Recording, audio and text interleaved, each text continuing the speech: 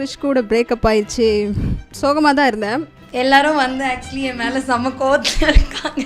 ஆனால் நான் என்ன பண்ணுறது, அது என்னோட கேரக்டர். ஆன் ஸ்க்ரீனில் தான் அடிச்சுட்டு போவோம் தவிர ஆஃப் ஸ்க்ரீனில் வந்து இருக்கிறதுலே ரொம்ப பெட்டாக ரொம்ப ஜோவியலாக அப்படி இருக்கும். ரொம்ப சைலண்ட்டான கேரக்டர் அந்த கொஞ்சம் சைலண்ட் கில்லர் கொஞ்சம் கெட்ட பொண்ணு தான். ஹாய், நான் வைஷாலி தனிகா. மாப்பிள்ளை சீரியலில் வந்து என்னோடய கேரக்டர் பார்த்திங்கன்னா வந்து ஒரு நெகட்டிவ் கேரக்டர். ரியல் லைஃப்பில் வந்து என்னோடய கேரக்டர் வந்து டோட்டல் ஆப்போசிட், லைக் ரொம்ப ஜாலி பாசிட்டிவ் கேரக்டர். இதில் வந்து டோட்டலி நெகட்டிவ்னு சொல்லணும், வில்லி அப்படின்னு. அண்ட் இப்போ புதுசாக இன்னொரு சீரியல் கமிட் பண்ணியிருக்கேன், ராஜராணி. அதில் வந்து ஒரு சப்போர்ட்டிங் கேரக்டராக பண்ணிகிட்ருக்கேன். ஹாய், என்னோடய நேம் வந்து ஸ்வேதா கிருஷ்லக். பட் ஆனால் இந்த மாப்பிள்ளை சீரியலில் வந்து என்னோடய நேம் வந்து செல்வி.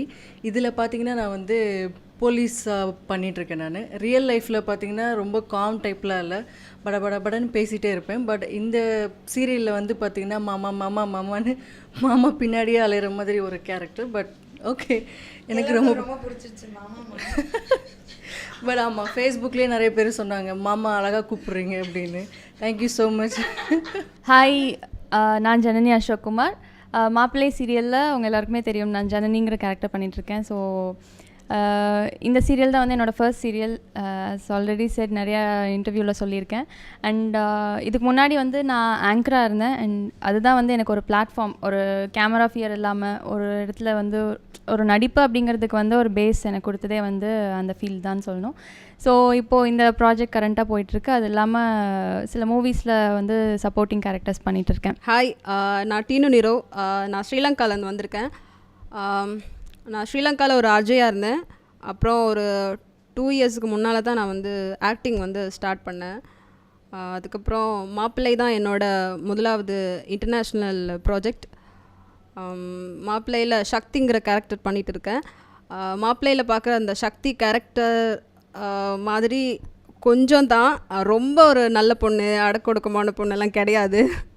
இவங்களுக்கு தெரியும். கொஞ்சம் ரிசர்வ் டைப் தான். அதில் ஓவராக என்னை நல்ல பொண்ணாக காட்டுறாங்க. எல்லோரும் என்னை நல்ல பொண்ணு நினச்சிட்டு அப்படி பேசிகிட்டு இருக்காங்க. கொஞ்சம் கெட்ட பொண்ணு தான். எனக்கு வந்து ஹீரோயினாக பண்ணணும்லாம் எய்ம் கிடையாது. லைக் நான் பண்ணுற கேரக்டர் வந்து பர்ஃபெக்டாக பண்ணி அதில் ப்ரூவ் பண்ணோம். என்ன ப்ரீவியஸாக நான் வந்து சேனலில் ஒரு ப்ரைவேட் சேனலில் ஒர்க் பண்ணிகிட்டு இருந்தேன் நான். அதுக்கப்புறம் டான்ஸர், பேசிக்கலாக நான் டான்ஸர். கொஞ்ச நாள் பெங்களூர்லேருந்து அப்புறம் திருப்பியும் சென்னைக்கு இங்கே வந்தாச்சு. ஸோ இப்போது மாப்பிள்ளை சீரியல் ஃபஸ்ட் சீரியல் எனக்கு இது பண்ணிகிட்ருக்கேன். நான் வீடியோஸ் கூட பார்த்துருந்தேன். இந்த மாதிரி என்ன எல்லா சீன்லேயும் வந்து வர ரொம்ப முத்த காட்சிகள் ஓவர் ஆகிடுச்சு அப்படின்னு சொல்லிட்டு எல்லாருமே கேட்குறாங்க. பட் த திங் இஸ், இது வந்து ஒரு சீன் அப்படின்னு பார்க்கும்போது இது எங்களுக்கு கொடுத்துருக்கிற ஒரு ஸ்கிரிப்டுக்கு நாங்கள் ஒர்க் பண்ணுறோம், அவ்வளோதான். மித்தபடியெல்லாம் எதுவுமே கிடையாது. கிறிஷ் கூட பிரேக்கப் ஆயிடுச்சு. சோகமாக தான் இருந்தேன். பட் அத்தா வந்து எனக்கு சப்போர்ட் பண்ணுறேன்னு சொல்லியிருக்காரு. அதனால ஹாப்பியாக இருக்கேன். அத்தா நம்புறனால எனக்கு ப்ராப்ளம் கிடையாது. சத்யா வேணா அவர் பண்ணி தந்திருக்காரு, ஆனால் அது எங்கள் கையில் கிடையாது. எங்களோட ஸ்கிரிப்ட் ரைட்டர் ரமணன் சார் கையில் தான் இருக்குது. ரியல் லைஃப்பில் வந்து நான் ரொம்ப டோட்டலி வேறு மாதிரி ஒரு ஆள். ரொம்ப ட்ரெடிஷ்னலாக இருக்க பிடிக்கும். எப்போ எங்கே போனாலும் சல்வார் போட்டு தான் போவேன். ரொம்ப அடக்கொடுக்கமாக தான் இருப்பேன். பட் இதில் வந்து ஒரு ராங்கி பண்ணுற ரவுடி பொண்ணு மாதிரி என்ன ஆக்கிட்டாங்க. பயங்கரமாக எல்லாரையும் அடித்து உருட்டி மிரட்டி, இந்த பையனை இந்த அளவுக்கு வந்து டார்ச்சர் பண்ணுவாள் அந்த பொண்ணு அப்படின்னு எல்லோரும் யோசிக்கிற அளவுக்கு ஒரு கேரக்டர். பட் ரியல் லைஃப்பில் நான் அப்படி கிடையாது. ரொம்ப அடங்கி தான் போவேன் எல்லார்ட்டையுமே. எல்லாரும் வந்து ஆக்சுவலி என் மேலே செம்ம கோவத்தில் இருக்காங்க. ஆனால் நான் என்ன பண்ணுறது, அது என்னோடய கேரக்டர். ஸோ அதை நான் வந்து என்னோடய பார்ட்டை வந்து நான் பெஸ்ட்டாக பண்ணணும், அவ்வளோதான். ஸோ யாரையும் ஹர்ட் பண்ணுறதுக்கு நான் இது பண்ணல, என்னோடய பார்ட்டை நான் பண்ணணுன்னு தான் பண்ணுறேன். That's it. ஆனால் ரியல் லைஃப்பில் இந்த கேரக்டர் கிடையாது. ரியல் லைஃப்பில் பார்த்தீங்கன்னா நானும் ஜனனி வந்து ரொம்ப பெட்டு. ஸ்டார்டிங்லேருந்தே நாங்கள் 2 பேரும் ரொம்ப பெட். என்ன தான் அவள் என்ன ரியலாகவே நான் அடிச்சிருந்தாலும், நான் ரியலாகவே கம்பெடுத்து அவளை அடிச்சிருந்தாலும் நாங்கள் 2 பேருமே ரொம்ப பெட். எல்லாருமே வந்து ஃபேஸ்புக்கில் சொல்லுவாங்க, உங்களுக்கு ஜனனிக்கும் அப்படியே 2 பேரும் சேர மாட்டேங்குங்க, எப்போ பார்த்தாலும் அடிச்சுக்கிட்டே இருக்கீங்கன்னு. ஆன் ஸ்க்ரீனில் தான் அடிச்சுட்டு போவோம் தவிர ஆஃப் ஸ்க்ரீனில் வந்து இருக்கிறதுலே ரொம்ப பெட்டாக ரொம்ப ஜோவியலாக அப்படி இருக்கும். ஏன்னா அந்த பொண்ணு பார்த்தீங்கன்னா ரொம்ப சைலண்ட்டான கேரக்டர். அந்த சீரியஸாக அந்த கேரக்டருக்கும் இப்போ ரியலில் பண்ணிகிட்ருக்கேன், இப்போ ரீலில் பண்ணிகிட்ருக்க கேரக்டருக்கும் ரியலில் பண்ணிகிட்ருக்க கேரக்டருக்கும் டோட்டலாக டிஃப்ரெண்ட். அந்த பொண்ணு ரொம்ப சைலண்ட்டான பொண்ணு, இருக்கிறதுலே ரொம்ப குவைட்டுன்னா அந்த பொண்ணை சொல்லலாம். கொஞ்சம் சைலண்ட் கில்லர்.